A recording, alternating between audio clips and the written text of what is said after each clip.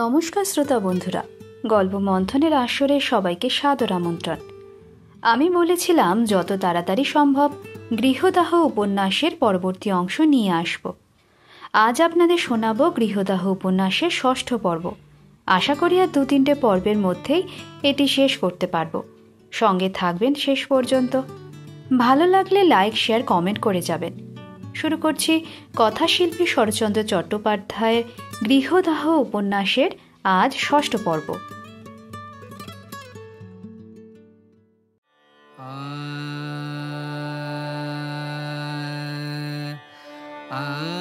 কয়েকদিন হইতে আকাশে মেঘের আনাগোনা শুরু হইয়া এক ঝড় বৃষ্টির সূচনা করিতেছিল। সুরেশের নূতন বাটিতে অপর্যাপ্ত আসবাব ও সাজ সরঞ্জাম কলিকাতা হইতে আসিয়া গাদা হইয়া পড়িয়া আছে।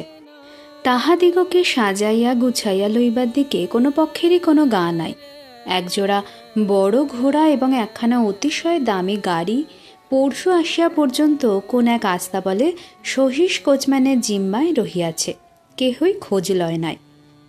দিনগুলা যেমন করিয়া কাটিয়া চলিয়াছে, এমন এক সময় একদিন দুপুরবেলায় বৃদ্ধ রামবাবু এক হাতে হুঁকা এবং অপর হাতে একখানি নীল রঙের চিঠি লইয়া উপস্থিত হইলেন। অচলা রেলিংয়ের পার্শ্বে বেতের সোফার ওপর অর্ধশায়িতভাবে পড়িয়া একখানা বাংলা মাসিকের বিজ্ঞাপন পড়িতেছিল। জ্যাঠামশাইকে দেখিয়া উঠিয়া বসিল। রামবাবু চিঠিখানা অগ্রসর করিয়া দিয়া বলিলেন, এই নাও সুরমা, তোমার রাক্ষসীর পত্র। সে এতদিন তোমাকে লিখতে পারিনি বলে আমার চিঠির মধ্যেই যেমন অসংখ্য মাপ চেয়েছে, তেমনি অসংখ্য প্রণামও করেছে। তাকে তুমি মার্জনা করো। বলিয়া তিনি হাসি মুখে কাগজটুকু তাহার হাতে দিয়া অদূরে একখানি চৌকি টানিয়া লইয়া উপবেশন করিলেন এবং নদীর দিকে চাহিয়া একমনে হুঁকা টানিয়া টানিয়া ধোঁয়ায় অন্ধকার করিয়া তুলিলেন। অচলা পত্রখানি আদ্যপান্ত বার দুই পাঠ করিয়া মুখ তুলিয়া চাহিল, কহিল, এরা সকলেই তাহলে পরশু সকালের গাড়িতে এসে পড়বেন? পিসিমা কে জ্যাঠামশাই? আর তার রাজপুত্রবধূ, রাজপুত্র, গার্জেন, টিউটার? রামবাবু হাসিয়া কহিলেন, রাক্ষসী বেটি তামাশা করার একটা সুযোগ পেলে তো আর ছাড়বে না। পিসিমা হলেন আমার বিধবা ছোট ভগিনী, আর রাজপুত্রবধূ হলেন তার মেয়ে, ভারারপুরের ভবানী চৌধুরী স্ত্রী। তা সে যাই বলুক, রাজা রাজরার ঘরই সে বটে। রাজপুত্র হলো তার বছর 10-এর ছেলে, আর শেষ ব্যক্তিটি যে কি তা তো চোখে না দেখলে বলতে পারি নে মা। হবেন কোনো বেশি মাইনে চাকর বাকর, বড় লোকে ছেলে সঙ্গে ঘুরে বেড়ান, এটা ওটা সেটা প্রকাশ্যে অপ্রকাশ্যে জুগিয়ে দিয়ে সাবালক নাবালক উভয় পক্ষের মান রাখেন। এমন কিছু একটা হবেন বোধ করি।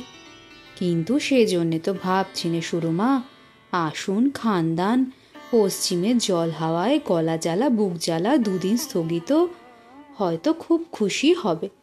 কিন্তু চিন্তাই যে বাড়িটি তো আমার ছোট, রাজরাজরার কথা ভেবে তৈরিও করিনি।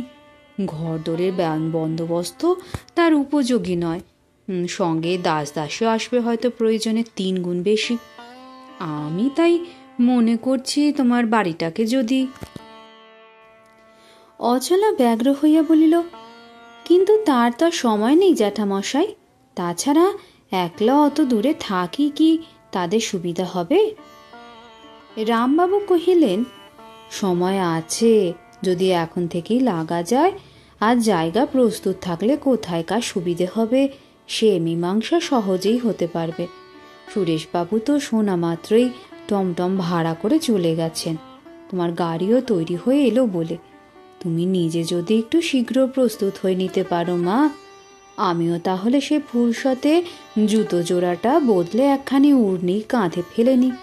তোমার ঘর সংসারের বিলি ব্যবস্থা তো সত্যি সত্যি আমরা পেরে উঠব না। অচলা ক্ষণকাল মৌন থাকিয়া উঠিয়া দাঁড়াইল, কহিল, আচ্ছা, আমি কাপড়টা বদলে নিচ্ছি, বলিয়া ধীরে ধীরে চলিয়া গেল। রামবাবুর প্রস্তাব অসঙ্গত নয়, অস্পষ্টও নয়।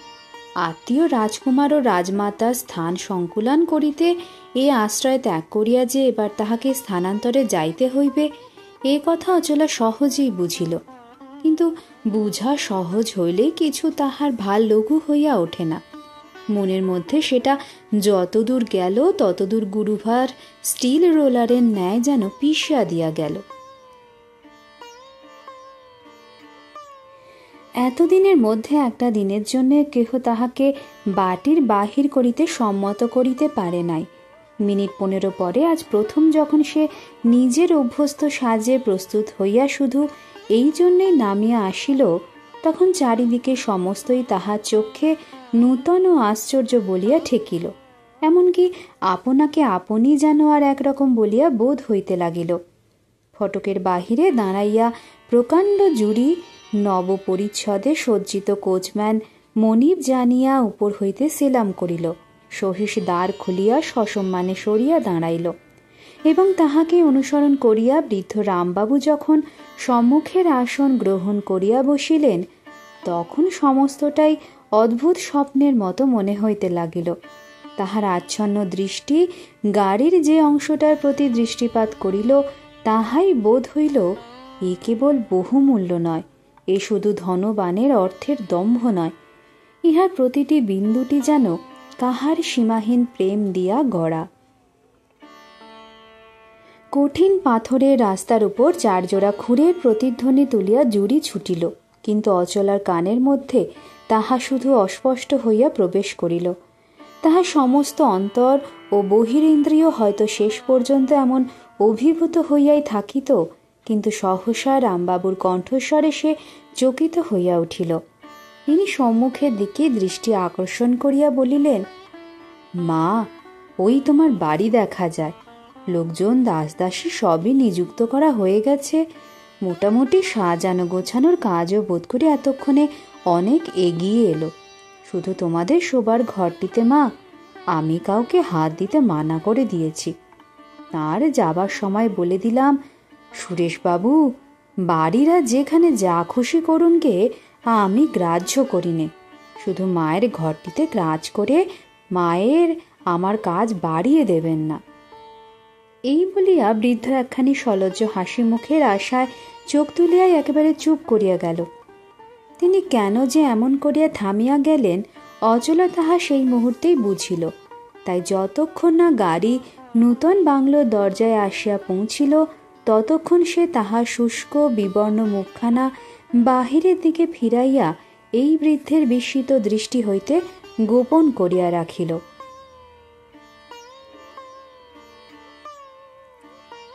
গাড়ির শব্দে সুরেশ বাহিরে আসিল।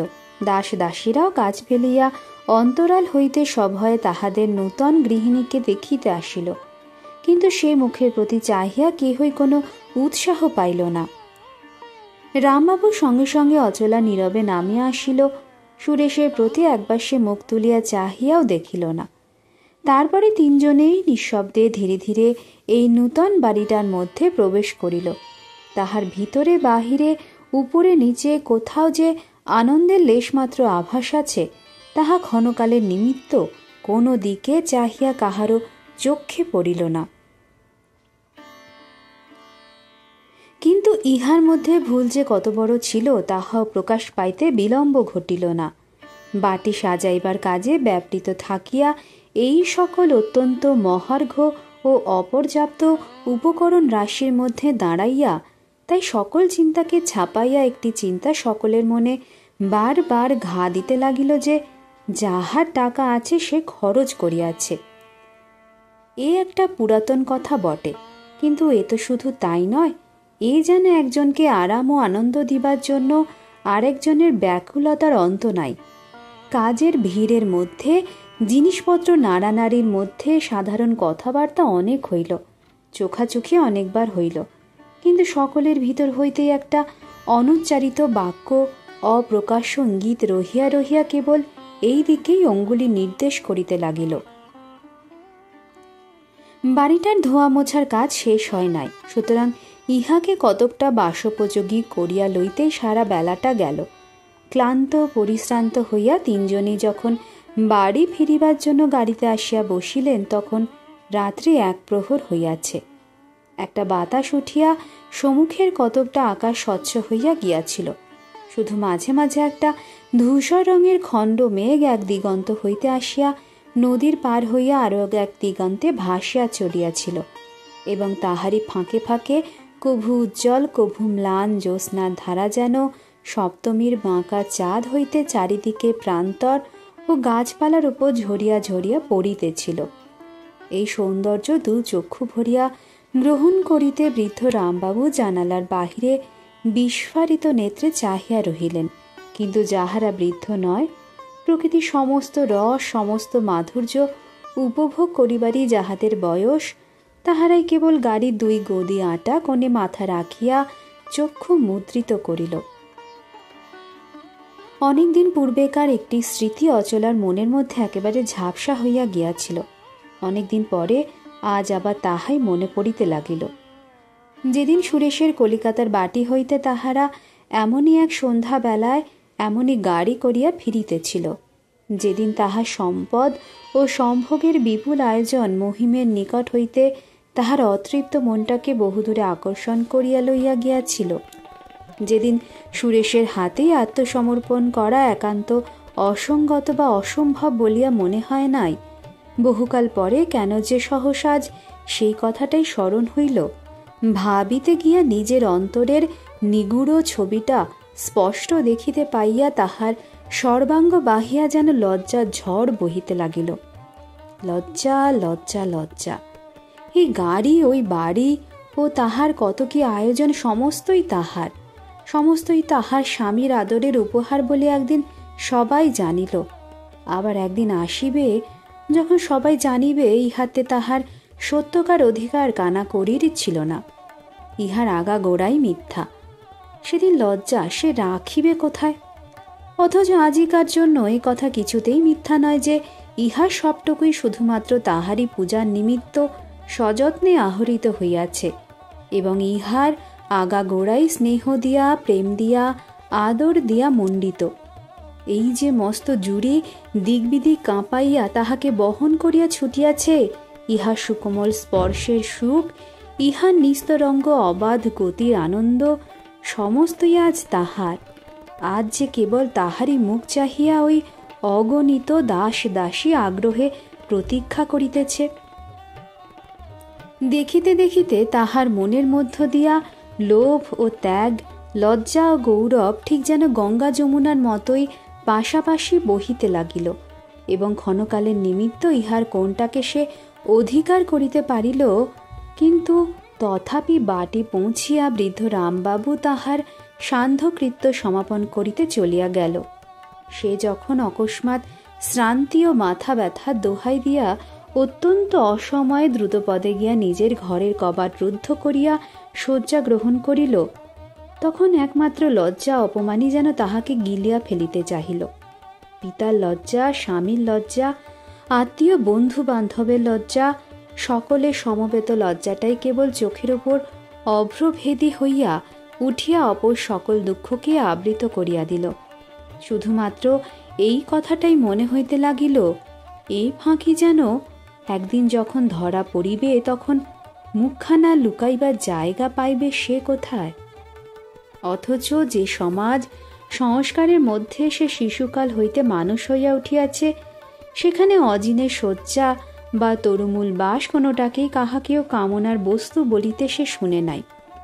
সেখানে প্রত্যেক চলাফেরা, মেলামেশা, আহার বিহারের মধ্যে বিলাসিতার প্রতি বিরাগ নয়, অনুরাগকেই উত্তরোত্তর প্রচণ্ড হইয়া উঠিতে দেখিয়াছে।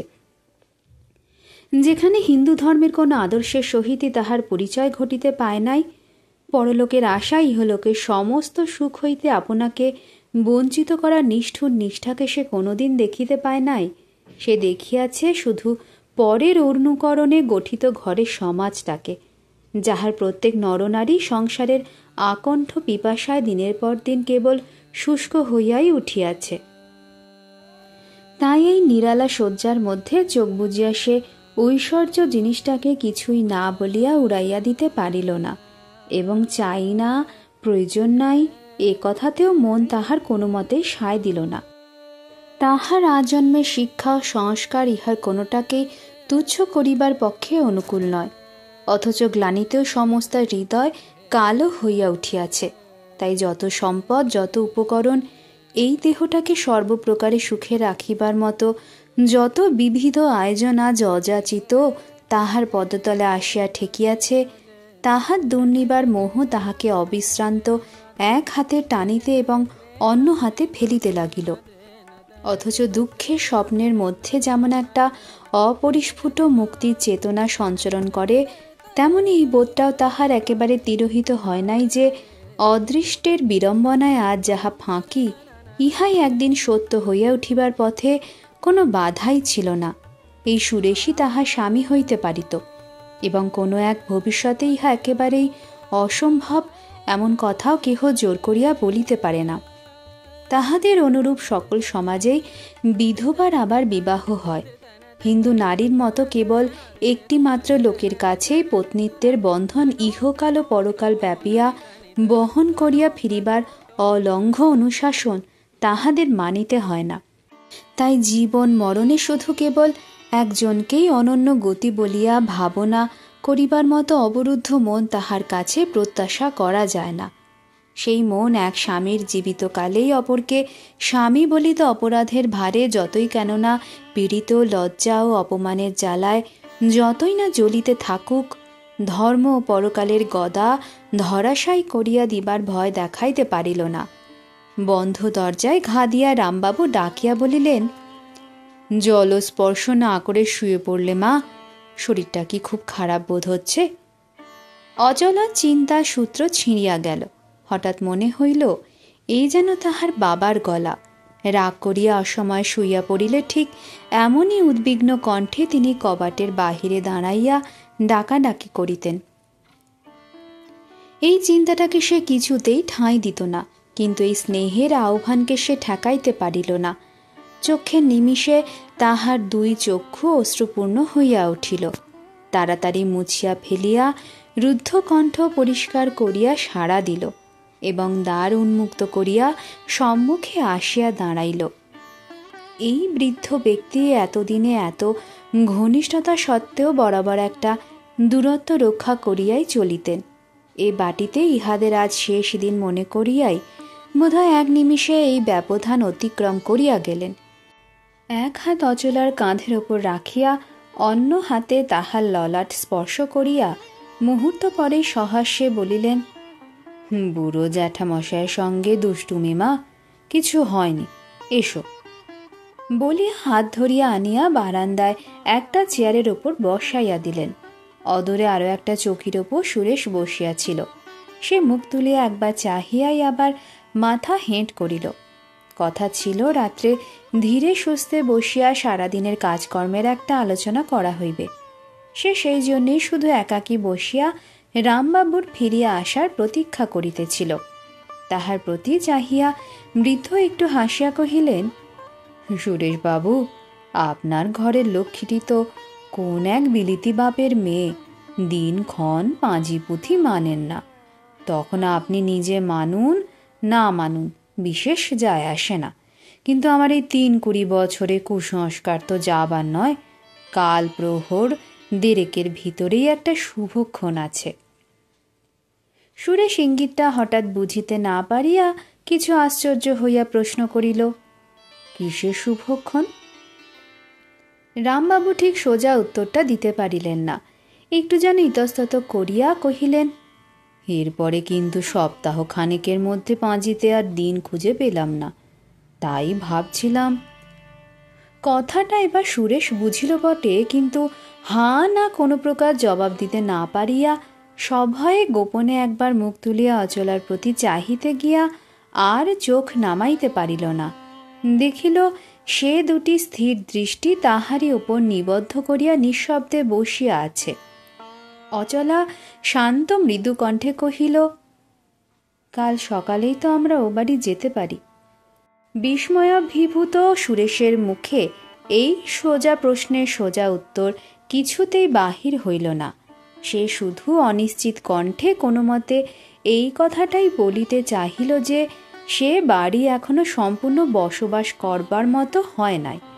তাহার মেঝেগুলো হয়তো এখনো ভিজা, নূতন দেওয়ালগুলো হয়তো এখনো কাঁচা, হয়তো অচলার কোনো একটা অসুখ বিসুখ না হয়তো তাহার। কিন্তু আপত্তির তালিকাটা শেষ হইতে পারিল না। অচলা একটু যেন হাসিয়াই বলিল, তা হোক গে, যে দুর্দিনে শিয়াল কুকুর পর্যন্ত তার ঘর ছাড়তে চায় না, সেদিনও যদি আমাকে অজানা জায়গায় গাছতলায় টেনে আনতে পেরে থাকো, তো একটু ভিজে মেঝে কি একটু কাঁচা দেওয়ালের ভয় তোমাকে আমার জন্য ভেবে সারা হতে হবে না। সেদিন যার মরণ হয়নি সে আজও বেঁচে থাকবে। রামবাবুর দিকে ফিরিয়া কহিল, আপনি একটুও ভাববেন না জ্যাঠামশাই, আমরা কাল সকালেই যেতে পারবো। আপনার ঋণ আমি তো জন্ম জন্মান্তরেও শোধ করতে পারবো না জ্যাঠামশাই, আমরা কালই বিদায় হব। বলিতে বলিতে যে কাঁদিয়া ছুটিয়া পলাইয়া নিজের ঘরে গিয়া কবাট বন্ধ করিয়া দিল।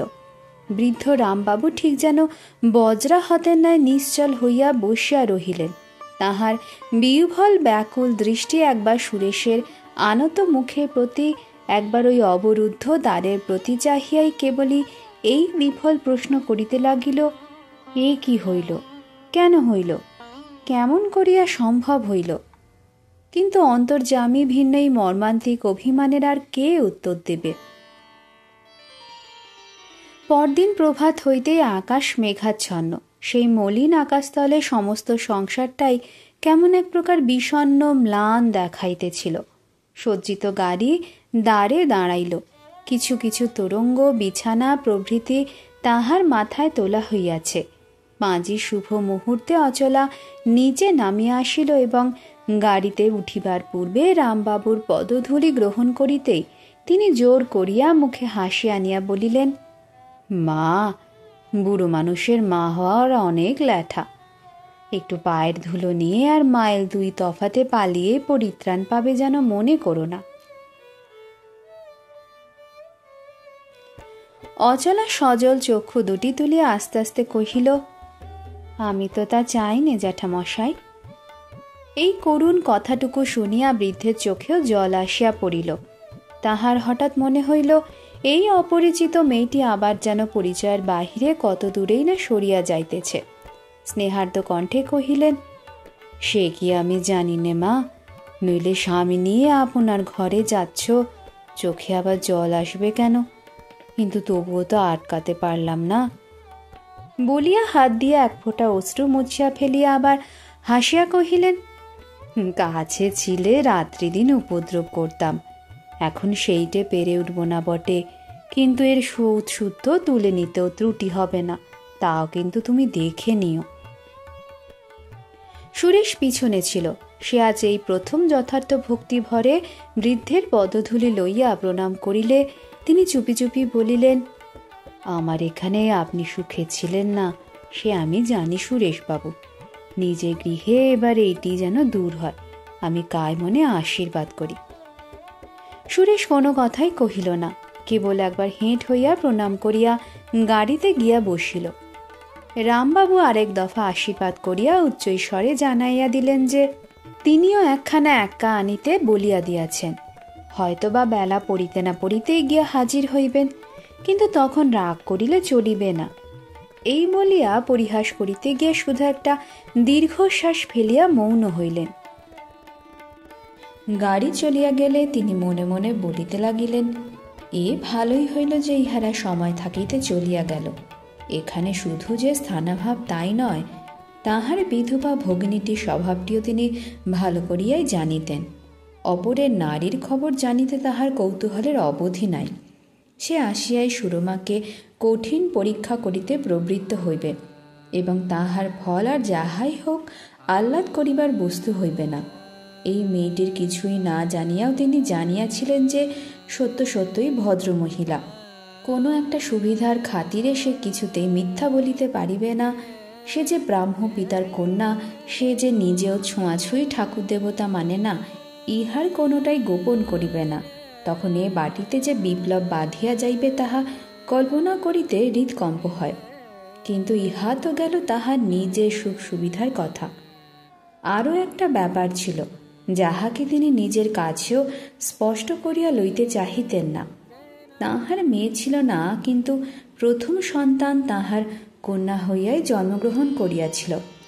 আজ সে বাঁচিয়া থাকিলে অচলা জননী হইতে পারিত। সুতরাং বয়স বা চেহারায় সাদৃশ্য কিছুই ছিল না, কিন্তু সেই ক্ষুধাটা যে তাহার কত বড় ছিল তাহা সেই অচেনা মেয়েটিকে যেদিন পথে পথে কাঁদিয়া চিকিৎসকের অনুসন্ধান করিতে দেখিয়াছিলেন সেই দিনই টের পাইয়াছিলেন। সেদিন মনে হইয়াছিল সেই বহুদিনের হারানো সন্তানটিকে যেন হঠাৎ খুঁজিয়া পাইয়াছেন, এবং তখন হইতে সে ক্ষুধাটা প্রতিদিনই বৃদ্ধি পাইয়াছে এবং অন্তরে অনুভব করিতেন সত্য, কিন্তু কি যেন একটা গভীর রহস্য এই মেয়েটিকে ঘিরিয়া তাহাদের অগোচরে আছে। তাই থাক, যাহা চোখের আড়ালে আছে তাহা আড়ালেই থাকুক, চেষ্টা করিয়া তাহাকে বাহিরে টানিয়া আনিয়ার কাজ নাই।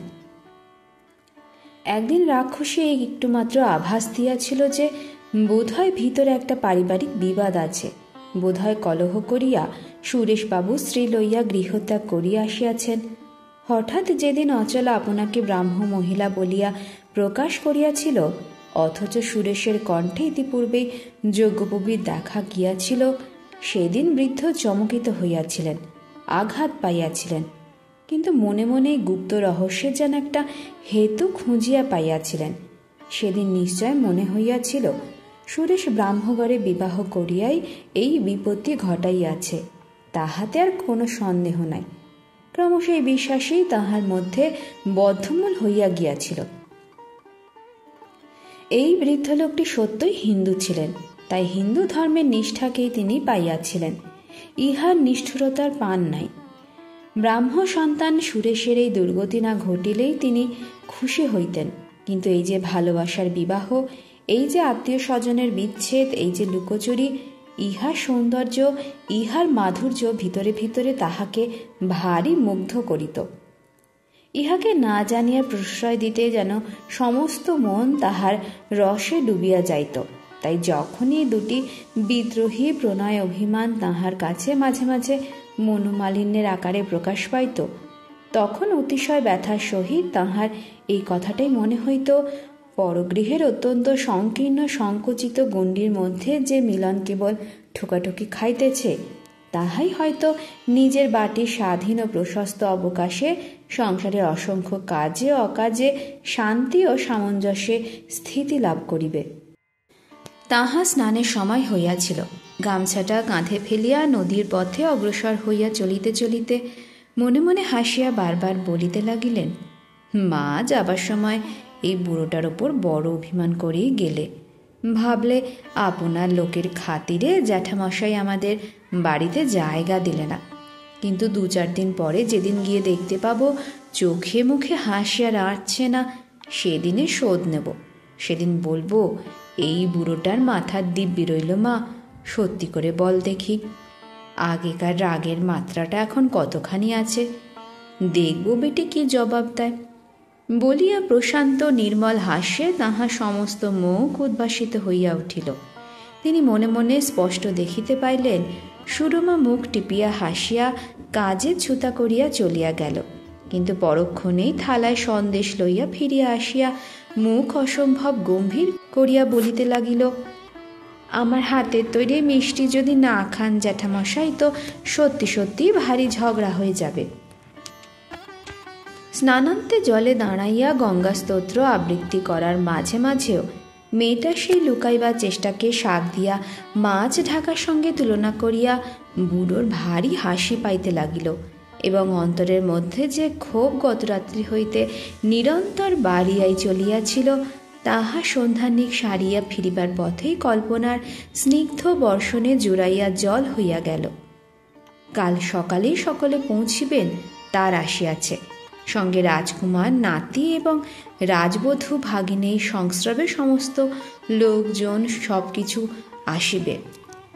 আজ তাহার বাটিতে কাজ কম ছিল না, উপরন্তু আকাশের গতিকও ভালো ছিল না, কিন্তু পাছে জল আসিয়া পড়ে, পাছে যাওয়ার বিঘ্ন ঘটে, এই ভয়ে রামবাবু বেলা পড়িতে না পড়িতে একা ভাড়া করিয়া বকশিসের আশা দিয়া দ্রুত হাঁকাইতে অনুরোধ করিলেন।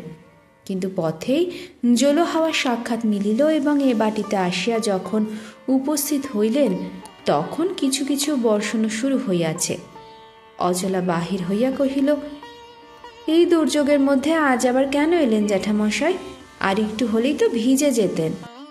তাহার মুখে বা কণ্ঠস্বরে ভাবী আনন্দের চিহ্ন মাত্র না দেখিয়া বুড়ার মন দমিয়া গেল। এই জন্য তিনি একেবারেই প্রস্তুত ছিলেন না। কে যেন তাহার কল্পনার মালাটাকে এক টানে ছিঁড়িয়া দিল। তথাপি মুখের উৎসাহ বজায় রাখিয়া কহিলেন, ওরে বাস রে, তাহলে কি আর রক্ষা ছিল? জলে ভেজাটাকে সামলাতে পারবো, কিন্তু ত্যায্যপুত্র হয়ে চিরটাকালকে থাকবে মা? এই দুর্বোধ মেয়েটাকে বুড়া কোনোদিনই বেশ ভালো করিয়া চিনিতে পারেন নাই। বিশেষত কাল রাত্রির ব্যবহারে তো বিস্ময়ে হতবুদ্ধি হইয়া গিয়াছিলেন। কিন্তু তাহার আজিকার আচরণে যেন একেবারে দিশাহারা আত্মহারা হইয়া গেলেন। সে যে কোন কালে কোনো কারণেই ওরূপ করিতে পারে তেমন স্বপ্ন দেখাও যেন অসম্ভব। কথা তো মাত্র এইটুকু, কিন্তু সঙ্গে সঙ্গে মেয়েটা ঠিক পাগল হইয়া গিয়া একেবারে ছুটিয়া আসিয়া তাহার বুকের ওপর উপুর হইয়া হু হু স্বরে কাঁদিয়া উঠিল। বলিল, জ্যাঠামশাই, কেন আমাকে আপনি এত ভালোবাসেন? আমি যে লজ্জায় মাটির সঙ্গে মিশে যাচ্ছি। অনেকক্ষণ পর্যন্ত বৃদ্ধ কোনো কথা কহিতে পারিলেন না। শুধু এক হাতে তাহাকে বুকের উপর চাপিয়া রাখিয়া অন্য হাতে মাথায় হাত বুলাইয়া দিতে লাগিলেন। তাহা স্নেহার্দ্র চিত্ত সেই সব সামাজিক অনুমোদিত বিবাহের কথা, আত্মীয় স্বজন, হয়তোবা বাপ মায়ের সহিত বিদ্রোহ বিচ্ছেদের কথা, বিবাদ করিয়া গৃহত্যাগের কথা, এই সকল পুরাতন পরিচিত বহুবারের অভ্যস্ত ধারা ধরিয়াই যাইতে লাগিল। কিন্তু কিছুতেই আর একটা নতুন খাত খনন করিবার কল্পনা মাত্র করিল না। এমনি করিয়া এই নির্বাক বৃদ্ধ ও ররুদ্যমানা তরুণী বহুক্ষণ একভাবে দাঁড়াইয়া রহিলেন। তারপরে চুপি চুপি বলিতে লাগিলেন, হেতে আর লজ্জা কি মা? তুমি আমার মেয়ে, তুমি আমার সেই সতী লক্ষ্মী মা। অনেককাল আগে কেবল দুদিনের জন্য আমার কোলে এসেই চলে গিয়েছিলে। মায়ে কাটাতে না পেরে আবার বাপের বুকে ফিরে এসেছ। আমি যে তোমাকে দেখেই চিনতে পেরেছিলাম সুরমা। বলিয়া তাহাকে নিকটবর্তী একটা চেয়ারে বসাইয়া নানা রকমে পুনঃ পুনঃ এই কথাটাই বুঝাইতে লাগিলেন যে ইহাতে কোনো লজ্জা, কোনো শরম নাই। যুগে যুগে চিরদিনই ইহা হইয়া আসিতেছে। যিনি সতী, যিনি স্বয়ং আদ্যা শক্তি, তিনিও একবার স্বামীর ঘর করিতে বাপ মা আত্মীয় স্বজন সকলের সঙ্গে ঝগড়া করিয়া চলিয়া গিয়াছিলেন। আবার সব হইবে, সব ফিরিয়া পাইবে। আর যাহারা বিমুখ আবার তাহারা মুখ ফিরাইবে, আবার তাহাদের পুত্র পুত্রবধূকে যত্নে তুলিয়া লইবে। দেখো দেখি মা, আমার এই আশীর্বাদ কখনো নিষ্ফল হইবে না। এমনি কত কি বৃদ্ধ মনের আবেগে বকিয়া যাইতে লাগিলেন। তাহাতে যার যাহা ছিল তাহা থাক, কিন্তু তাহার ভারে যেন শ্রোতাটির আনত মাথাটি ধীরে ধীরে ধূলির সঙ্গে মিশিয়া যাইবার উপক্রম করিতে লাগিল। চাপিয়া বৃষ্টি আসিয়াছিল। এমনই সময় দেখিতে পাওয়া গেল সুরেশ ভিজিয়া কাদা মাখিয়া কোথা হইতে হনহন করিয়া বাড়ি ঢুকিতেছে। দেখিবা মাত্র অচলা তাড়াতাড়ি চোখ মুছিয়া ফেলিল এবং উঠিয়া দাঁড়াইয়া বৃষ্টির জল হাত বাড়াইয়া লইয়া অশ্রু জলের সমস্ত চিহ্ন ধুইয়া ফেলিয়া ফিরিয়া আসিয়া বসিল। রামবাবু বুঝিলেন সুরবা যে জন্যেই হোক চোখের জলের ইতিহাসটা স্বামীর কাছে গোপন রাখিতে চায়। সে উপরে উঠিয়া রামবাবুকে দেখিয়া বিস্মিত হইয়া কিছু বলিবার চেষ্টা করিতেই তিনি ব্যস্ত হইয়া বলিয়া উঠিলেন, কথাবার্তা পরে হবে সুরেশ বাবু, আমি পালাইনি, আপনি কাপড় ছেড়ে আসুন। সুরেশ হাসিয়া কহিল, এ কিছুই না বলিয়া একটা চৌকি টানিয়া বসিবার উদ্যোগ করিতেছিল। অচলা মুখ তুলিয়া চাহিল। জ্যাঠামশায়ের কথাটা শুনতে দোষ কি? 1 মাস হয়নি তুমি অত বড় অসুখ থেকে উঠেছ, বারবার আমাকে আর কত শাস্তি দিতে চাও? তাহার বাক্য চাহনির মধ্যে এত বড় ব্যবধান ছিল যে দুজনেই বিস্মিত হইলেন। কিন্তু এই বিষয়ে স্রোতটা বহিতে লাগিল ঠিক বিপরীত মুখে। সুরেশ কোনো জবাব না দিয়া নীরবে আদেশ পালন করিতে চলিয়া গেল। আর রামবাবু বাহিরের দিকে চাহিয়া বসিয়া রহিলেন।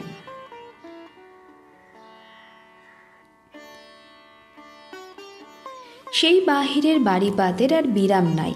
রাত্রি যত বাড়িতে লাগিল, বৃষ্টির প্রকোপ যেন ততই বৃদ্ধি পাইতে লাগিল। বহুদিনের আকর্ষণে ধরিত্রী শুষ্ক প্রায় হইয়া উঠিয়াছিল। মনে হইতে লাগিল তাহার সমস্ত দীনতা, সমস্ত অভাব আজিকার এই রাত্রির মধ্যেই পরিপূর্ণ করিয়া দিতে বিধাতা বদ্ধপরিকর হইয়াছেন। রামবাবুর উদ্বেগ লক্ষ্য করিয়া অচলা আস্তে আস্তে বলিল, ফিরে যেতে বড় কষ্ট হবে জ্যাঠামশাই, আজ রাত্রিরে কি না গেলে নয়? তিনি হাসিলেন, মানসিক চাঞ্চল্য দমন করিয়া কহিলেন, কষ্টের জন্য না হোক, এই দুর্যোগে এই নতুন জায়গায় তোমাদের ছেড়ে আমি যেতাম না, কিন্তু কাল সকালেই যে ওরা সব আসবেন, রাত্রির মধ্যেই আমার তো ফিরে না গেলেই নয় সুরমা। কিন্তু মনে হচ্ছে এরকম থাকবে না, ঘণ্টা খানেকের মধ্যেই কমে আসবে। আমি এই সময়টুকু অপেক্ষা করে দেখি। এই প্রসঙ্গে কাল যাহারা আসিতেছেন তাহাদের কথা হইতে আরম্ভ করিয়া আলোচনা সংসারের দিকে, সমাজের দিকে, ধর্মাধর্ম, পাপ পুণ্য, ইহলোক পরলোক কত দিকেই না ধীরে ধীরে ছড়াইয়া পড়িল। উভয়ে এমনই মগ্ন হইয়া রহিলেন যে সময় কতক্ষণ কাটিল, রাত্রি কত হইল, কাহারও চোখেও পড়িল না। বাহিরে গর্জন ও বর্ষণ উত্তরোত্তর কিরূপ নিবিড়, অন্ধকার কত দুর্বেদ্য হইয়া উঠিয়াছে, তাহাও কেহ দৃষ্টিপাত করিল না। এই বৃদ্ধের মধ্যে যে জ্ঞান, যে ভুয়ো দর্শন, যে ভক্তি সঞ্চিত ছিল, তাহার পরম স্নেহে পাত্রীটির কাছে তাহা অবাধে উৎসারিত হইতে পাইয়া এই কেবলমাত্র দুটি লোকের নিরালা সভাটিকে যেন মাধুর্য মণ্ডিত করিয়া দিল। অচলা শুধু এই চেতনাটুকু অবশিষ্ট রহিল যে সে এমন একটি লোকের হৃদয় সত্য অনুভূতির খবর পাইতেছে, যিনি নিষ্পাপ, যাহার স্নেহ, প্রীতি ও শ্রদ্ধা সে একান্তভাবেই লাভ করিয়াছে। হঠাৎ পদশব্দে চকিত হইয়া উভয় পশ্চাতে চাহিয়া দেখিলেন ভৃত্য দাঁড়াইয়া আছে। সে কহিল, মা, অনেক রাত হয়েছে, প্রায় 12টা বাজে, আপনার খাবার কি দিয়ে যাব? অচলা চমকিয়া কহিল, 12টা বাজে বাবু? তিনি এইমাত্র খেয়ে শুতে গেছেন। সে যে সেই গিয়াছে আর আসে নাই, ইহা শুধু এখনই চোখে পড়িল। অচলা মুখ বাড়াইয়া দেখিল শোবার ঘরের পর্দার ফাঁক দিয়া আলো দেখা যাইতেছে। রামবাবু ক্ষুব্ধ ও লজ্জিত হইয়া বারবার বলিতে লাগিলেন, আমার বড় অন্যায় হয়ে গেছে মা, বড় অন্যায় হয়েছে। তোমাকে এমন ধরে রাখলাম যে তার খাওয়া হলো কি না তুমি চোখে দেখতেও পেলে না। এখন যাও মা, তুমি খেতে। অচলা এ সকল কথায় বোধহয় কোনো কান দিল না। ভৃত্যকে প্রশ্ন করিল, কোচম্যান গাড়ি জুতে ঠিক সময়ে আনেননি কেন? ভৃত্য কহিল, নূতন ঘোড়া এই ঝড় জল অন্ধকারে বার করতে তা সাহস হয় না। তাহলে আর কোনো গাড়ি আনা হয়নি কেন? ভৃত্য চুপ করিয়া রহিল, কিন্তু তাহার অর্থ অপরাধ স্বীকার করা নয়, বরঞ্চ প্রতিবাদ করা যে এই হুকুম তো তাহারা পায় নাই।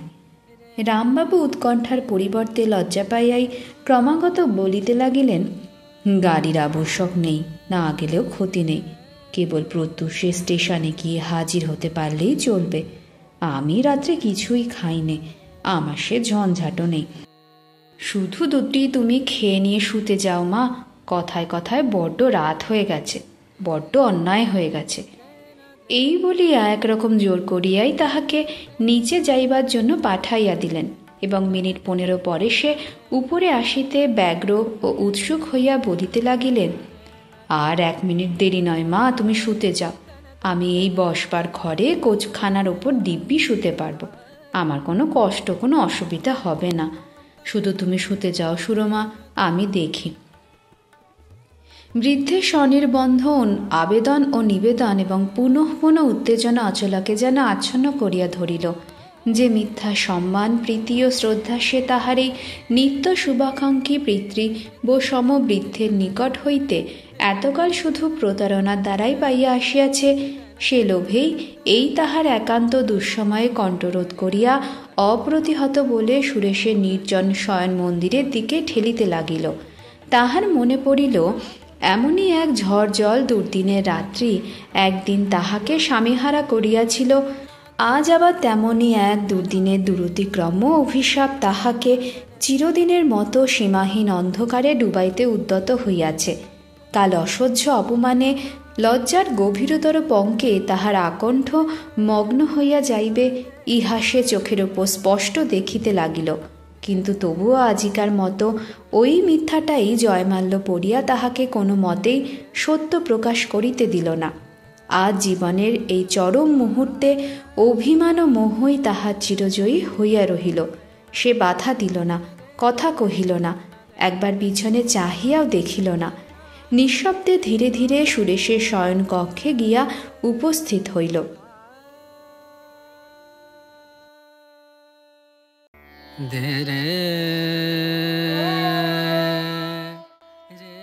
সকালবেলা দুটিখানি গরম মুড়ি দিয়া চা খাওয়া শেষ করিয়া কেদারবাবু একটা পরিতৃপ্তির নিঃশ্বাস ফেলিলেন। উচ্ছিষ্ট বাসনগুলি লইতে মৃণাল ঘরে ঢুকিতেই কহিলেন, মা, তোমার এই গরম মুড়ি আর পাথরের বাটির চার ভেতরে যে কি অমৃত আছে জানি নে, কিন্তু এই একটা মাসের মধ্যে আর নড়তে পারলুম না। অচলা সম্পর্কে মৃণাল তাহাকে বাবা বলিয়া ডাকিতে আরম্ভ করিয়াছিল। কহিল, কেন তুমি পালাবার জন্য এত ব্যস্ত হও বাবা? তোমারে আমি কি সেবা করতে জানি নে? তোমার এ মেয়ে কি? এই কথাটাই মৃণাল অসাবধানে বলিতে গিয়াছিল, কিন্তু চাপিয়া গিয়া অন্য প্রকারে প্রকাশ করিল। তাই বোধ করি এ ইঙ্গিত কেদারবাবু বুঝিয়াও বুঝিতে চাহিলেন না। কিন্তু কণ্ঠস্বর তাহার সহসা করুণ হইয়া উঠিল। বলিলেন, কই আর পালাতে ব্যস্ত হই মা, তোমার তৈরি চা, তোমার হাতের রান্না, তোমার এই মাটির ঘরখানি ছেড়ে আমার স্বর্গে যেতেও ইচ্ছা করে না। ওই ছোট্ট জানালার ধারটিতে বসে আমি কতদিন ভাবি, মৃণাল, আর 2 বৎসর যদি ভগবানের দয়ায় বাঁচতে পাই তো কলকাতার মধ্যে থেকে সারা জীবন ধরে যত ক্ষতি নিজে করেছি তার সবটুকু পূরণ করে নেব, আর সেই মূলধনটুকু হাতে নিয়েই যেন একদিন তার কাছে গিয়ে দাঁড়াতে পারি। কত বড় বেদনার ভিতর দিয়া তিনি এই কথাগুলি বলিলেন এবং কিরূপ মর্মান্তিক লজ্জায় কলিকাতার আজন্ম পরিচিত পল্লী ও বাসভবন ছাড়িয়া চিরদিনের আশ্রিত সমাজ ত্যাগ করিয়া এই বনের মধ্যে পর্ণকুটিরে বাকি দিনগুলো কাটাইবার অভিলাষ ব্যক্ত করিলেন, মৃণাল তাহা বুঝিল এবং সেই জন্যেই কোনো উত্তর না দিয়া চায়ের বাটিটা হাতে লইয়া ধীরে ধীরে প্রস্থান করিল। এইখানে একটু গোড়ার কথা প্রকাশ করিয়া বলা আবশ্যক। প্রায় মাসখানেক হইল কেদারবাবু আসিয়া উপস্থিত হইয়াছেন এবং সেই অবধি আর ফিরিতে পারেন নাই।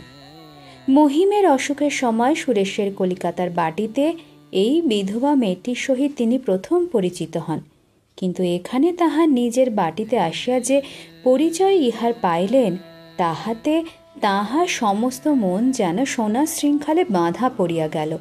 এই বন্ধন হইতেই বৃদ্ধ কোনো মতে আপনাকে মুক্ত করিতে পারিতেছিলেন না, অথচ অন্যত্র কত কাজই না তাহার বাকি পড়িয়া আছে।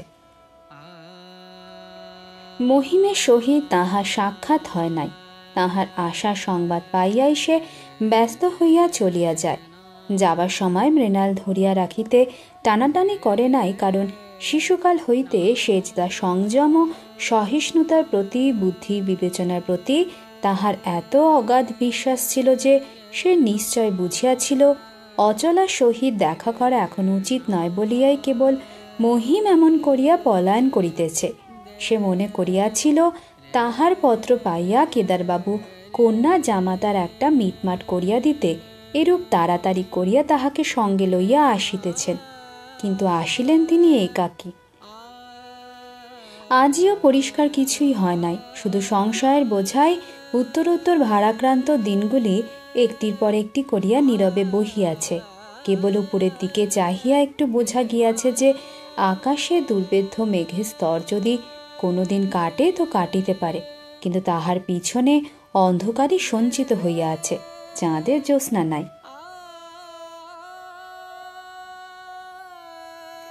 সুরেশের পিসিমা নিরুদ্দিষ্ট ভ্রাতস্পুত্রের জন্য ব্যাকুল হইয়া মৃণালকে পত্র লিখিয়াছেন। সে পত্র কেদারবাবুর হাতে পড়িয়াছে। মহিম কোনো একটা বড় জমিদার সরকারের গৃহ শিক্ষকের কর্ম লইয়াছে জানাইয়া যে সংবাদ দিয়াছে, সে চিঠিখানিও তিনি বারবার পাঠ করিয়াছেন। কোথাও কোনো পক্ষ হইতে তাহার কন্যার উল্লেখ মাত্র নাই। তথাপি চিঠি দুখানির প্রতি ছত্র, প্রত্যেক বর্ণ দুর্ভাগ্য পিতার কর্ণে কেবল একটা কথাই 100 বার করিয়া বলিয়াছে, যাহাকে সত্য বলিয়া উপলব্ধি করিবার মতো শক্তি তাহার নাই। অচলা শুধু যে তাহার একমাত্র সন্তান তাই নয়, শিশুকালে যখন তাহার মা মরে তখন হইতে তিনি জননী স্থান অধিকার করিয়া বুকে করিয়া এই মেয়েটিকে মানুষ করিয়া এত বড় করিয়া তুলিয়াছেন। সেই মেয়ের গভীর অকল্যাণের শঙ্কায় তাহার শরীর দিন দিন শীর্ণ এবং তপ্ত কাঞ্চনের ন্যায় বর্ণ কালি হইয়া আসিতেছিল। অথচ অমঙ্গল যে পথ ইঙ্গিত করিতেছিল, সে পথ সকল পিতার পক্ষেই জগতে সর্বাপেক্ষা অবরুদ্ধ। গ্রামের 2-4 জন বৃদ্ধ প্রতিবেশী মাঝে মাঝে তাহার সহিত আলাপ করিতে আসিত, কিন্তু তিনি নিজে কখনো সংকোচে কাহারও গৃহে যাইতেন না। মৃণাল অনুরোধ করিলে হাসিয়া বলিতেন, কাজ কি মা, আমার মতো স্লেচ্ছের কারো বাড়ি না যাওয়াই তো ভালো। মৃণাল কহিত, তাহলে তারাই বা আসিবেন কেন? বৃদ্ধ এ কথার আর কোনো জবাব না দিয়া ছাতাটি মাথায় দিয়া মাঠের পথে বাহির হইয়া পড়িতেন। সেখানে চাষিদের সঙ্গে তিনি যাচিয়া আলাপ করিতেন। তাহাদের সুখ দুঃখের কথা, গৃহস্থালির কথা, ন্যায় অন্যায় পাপ পুণ্যের কথা, এমনই কত কি আলোচনা করিতে বেলা বাড়িয়া উঠিলে তবে ঘরে ফিরিতেন। প্রত্যহ সকালে চা খাওয়ার পরে এই ছিল তার কাজ। জন্মকাল হইতেই তাহারা চিরদিন কলিকাতাবাসী। শহরের বাহিরে যে অসংখ্য পল্লীগ্রাম, তাহার সহিত যোগসূত্র তাহার বহু পুরুষ পূর্বেই ছিন্ন হইয়া গিয়াছে। আত্মীয় কুটুম্বও ধর্মান্তর গ্রহণের সঙ্গে সঙ্গে তিরোহিত হইয়াছে।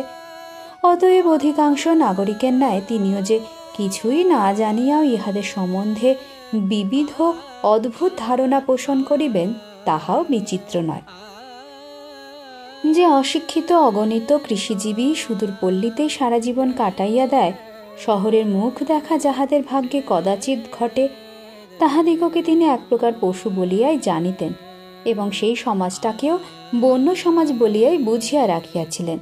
কিন্তু আজ দুর্ভাগ্য যখন তাহার তীক্ষ্ণ বিষ দাঁত দুটো তাহার মর্মের মাঝখানে বিদ্ধ করিয়া সমস্ত মনটাকে নিজের সমাজ হইতে বিমুখ করিয়া দিল, তখন যতই এই সকল লেখাপড়াবিহীন পল্লীবাসী দরিদ্র কৃষকদের সহিত তাহার ঘনিষ্ঠ হইয়া উঠিতে লাগিল, ততই একদিকে যেমন তাহার প্রীতি ও শ্রদ্ধা উচ্ছ্বসিত হইয়া উঠিতে লাগিল, অন্যদিকে তেমনি তাহার আপনা সমাজ, তাহার আচার ও আচরণ, তাহার শিক্ষা ও সংস্কার, তাহার ধর্ম, তাহার সভ্যতা, তাহার বিধি বিধান সমস্তর বিরুদ্ধেই তাহার অন্তর বিদ্বেষ ও বিতৃষ্ণায় পরিপূর্ণ হইয়া উঠিতে লাগিল। তিনি স্পষ্টই দেখিতে লাগিলেন, ইহারা লেখাপড়া না জানা সত্ত্বেও অশিক্ষিত নয়। বহু যুগের প্রাচীন সভ্যতা আজিও ইহাদের সমাজের অস্থিমজ্জায় মিশিয়া আছে। নীতির মোটা কথাগুলো ইহারা জানে।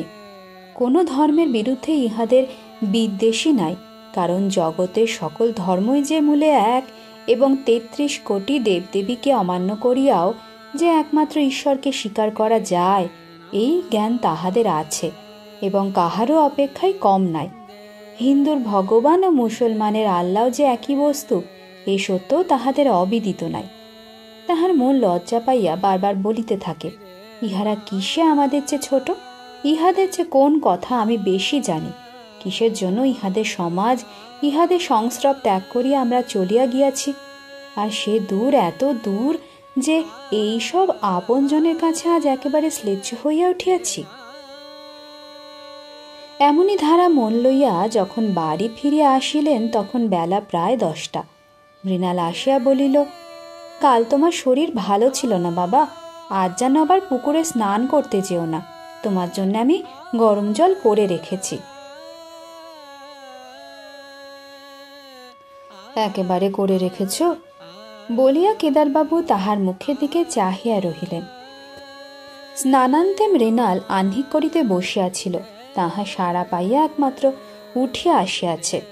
ভিজা চুল পিঠের ওপর ছড়ানো, পরনে পট্ট বস্ত্র, মুখখানি প্রসন্ন, তাহার সর্বাঙ্গ ঘেরিয়া যেন অত্যন্ত নির্মল সুচিতা বিরাজ করিতেছে।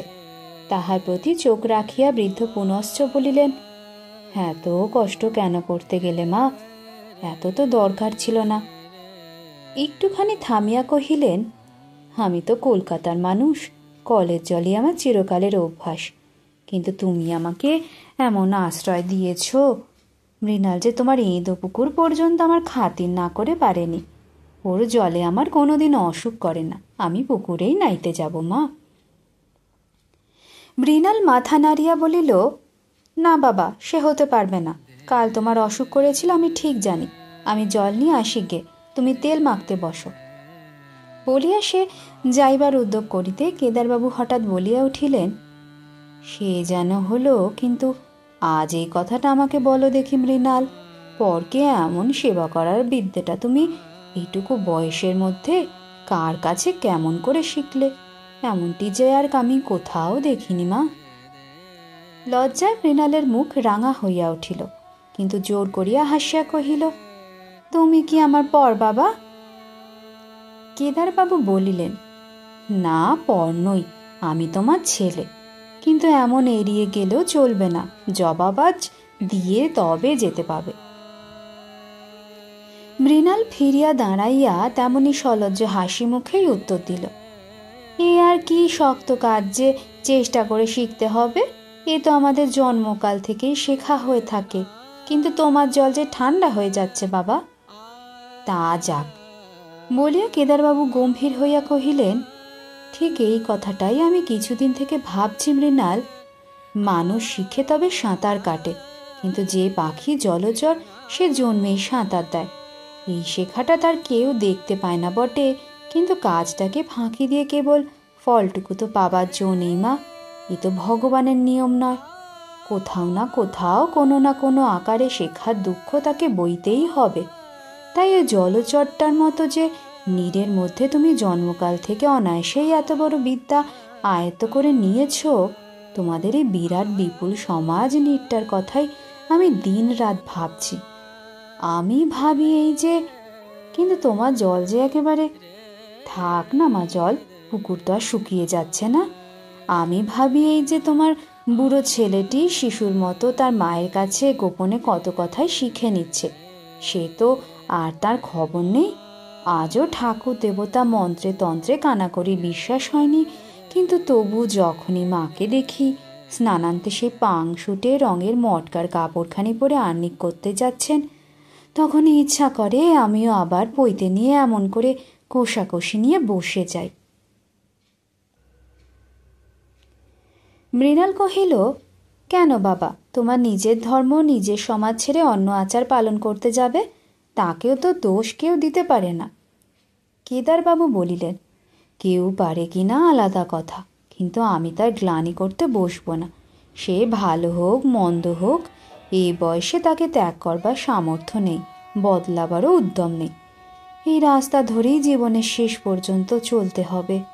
কিন্তু তোমাকে যখন দেখি এটুকু বয়সে এত বড় আত্মবিসর্জন, যিনি স্বর্গে গেছেন তার প্রতি এত নিষ্ঠা, তার মাকেই মা জেনে, আচ্ছা থাক আর বলবো না, কিন্তু আমিও যার মধ্যে মানুষ হয়ে বুড়ো হয়ে গেলুম মা, তাকেও তো মনে মনে তুলনা না করে থাকতে পারি নে।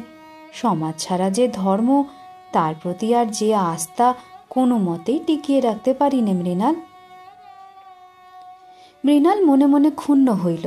তাহার ব্যক্তিগত জীবনে দুর্ভাগ্যকে যে তিনি এমনি করিয়া নিজের সামাজিক শিক্ষা দীক্ষার উপরেই আরোপ করিবেন, ইহা তাহার কাছে অত্যন্ত অবিচার বলিয়া মনে হইল।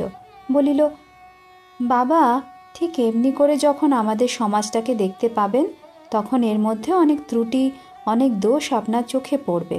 দেখবেন আমরাও নিজেদের দোষগুলো আপনার কাঁধের বদলে সমাজের কাঁধেই তুলে দিতে ব্যস্ত। আমরাও। কিন্তু কথাটা শেষ না হইতে কেদারবাবু বাধা দিয়া উঠিলেন, কহিলেন, কিন্তু আমি তো ব্যস্ত নই মা, তোমাদের সমাজে থাক না দোষ, থাক না ত্রুটি, কিন্তু তুমি তো আছো, এটাই যে আমার মাথা খুঁড়ে মলেও খুঁজে পাবো না। আবার মৃণালের মুখ লজ্জায় রাঙা হইয়া উঠিল। বলিল, অমন করে আমাকে যদি তুমি 100 বার লজ্জা দাও বাবা, তাহলে এমনি পালাবো যে কিছুতেই আর আমাকে খুঁজে পাবে না, তা কিন্তু আগে থেকে বলে রাখছি। বৃদ্ধ তৎক্ষণাৎ কোনো কথা কহিলেন না, নিঃশব্দে ম্লান মুখে তাহার মুখের পানে চাহিয়া রহিলেন। তারপরে ধীরে ধীরে বলিলেন, আমিও তোমাকে আজ বলে রাখছি মা, এই কাজটি তোমাকে কিছুতে করতে দেব না। তুমি আমার চোখের মণি, তুমি আমার মা, তুমি আমার একমাত্র আশ্রয়। এই অনাথ অকর্মণ্য বুড়োটার ভার থেকে ছুটি নেবার দিন যেদিন তোমার আসবে মা, সে হয়তো বেশি দূরে নয়, কিন্তু সে আমাকে চোখে দেখতে হবে না, তাও আমি বেশি জানি। বলিতে বলিতেই তাহার চোখের কোণে জল আসিয়া পড়িল। জামার হাতায় মুছিয়া ফেলিয়া কহিলেন, আমার একটা কাজ এখনো বাকি রয়েছে, সেটা মহিমের সঙ্গে দেখা করা। কেন সে পালিয়ে বেড়াচ্ছে একবার স্পষ্ট করে তাকে জিজ্ঞাসা করতে চাই। এমনও তো হতে পারে সে বেঁচে নেই। কেন বাবা তুমি ওসব ভয় করছো? ভয়? বৃদ্ধের মুখ দিয়ে একটা দীর্ঘশ্বাস পড়িল। কহিলেন, সন্তানের মরণটাই বাপের কাছে সবচেয়ে বড় নয় মা? একমাত্র কন্যার মৃত্যুর চেয়েও যে দুর্গতি পিতার চক্ষে বড় হইয়া উঠিয়াছে, তাহার আভাস মাত্রেই মৃণাল কুণ্ঠিত লজ্জিত হইয়া যখন নিঃশব্দে সরিয়া গেল, তখন এই সাধ্যী বিধবা মেয়েটির লজ্জাটা যেন ঠিক একটা মুগুরের মতো কেদারবাবুর বুকে আসিয়া পড়িল। অনেকক্ষণ পর্যন্ত একাকী চুপ করিয়া নিজের পাকা দাড়িতে হাত বুলাইলেন। তারপরে একটা দীর্ঘশ্বাস মোচন করিয়া ধীরে ধীরে তেলের বাটিটা টানিয়া লইলেন। আজ সকালবেলাটা বেশ পরিষ্কার ছিল, কিন্তু মধ্যাহ্নের কিছু পর হইতেই মেঘলা করিয়া আসিতে লাগিল। কেদারবাবুই মাত্র শয্যায় উঠিয়া বসিয়া পশ্চিমের জানালাটা খুলিয়া দিয়া বাহিরে চাহিয়াছিলেন। সম্মুখে একটা পুষ্পিত পেয়ারা গাছ ফুলে ফুলে একেবারে ছাইয়া গিয়াছে, এবং তাহার উপরে অসংখ্য মৌমাছির আনন্দ কলরবের আর অন্ত নাই। অদূরে লম্বা দড়িতে বাঁধা মৃণালের সহস্ত পরিমার্জিত চিকন পরিপুষ্ট গাভীটি বড় বড় নিঃশ্বাস ফেলিয়া চড়িয়া ফিরিতেছে, এবং তাহার পিঠের ওপর দিয়া পল্লীপথের কতকটা অংশ স্পষ্ট দেখা যাইতেছে।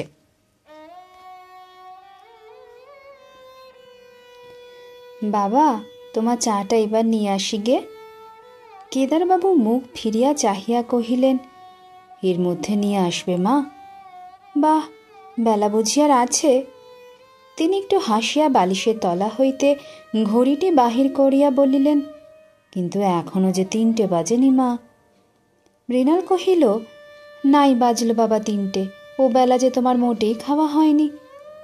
কেদারবাবু মনে মনে বুঝিলেন আপত্তি নিষ্ফল, তাই বলিলেন, আচ্ছা আনো। মৃণাল মুহূর্তকাল স্থির থাকিয়া কহিল, আচ্ছা বাবা, তুমি যে বড় বলো তুমি গরম চিড়ে বড্ড ভালোবাসো। কথাটা তো মিছে বলিনি মা। তবে তাও 2টো আনি? তাও আনবে? আচ্ছা আনো গে। বলিয়া তাহার মুখের প্রতি চাহিয়া জোর করে একটু হাসিলেন। মৃণাল চলিয়া গেলে আবার সেই জানালাটার বাহিরে দৃষ্টিপাত করিতে গিয়াই দেখিলেন সমস্ত ঝাপসা অস্পষ্ট হইয়া গিয়াছে। পরক্ষণেই 5-6 ফোঁটা তপ্ত অশ্রু টপটপ করিয়া তাহার কোলের ওপর ঝরিয়া পড়িল।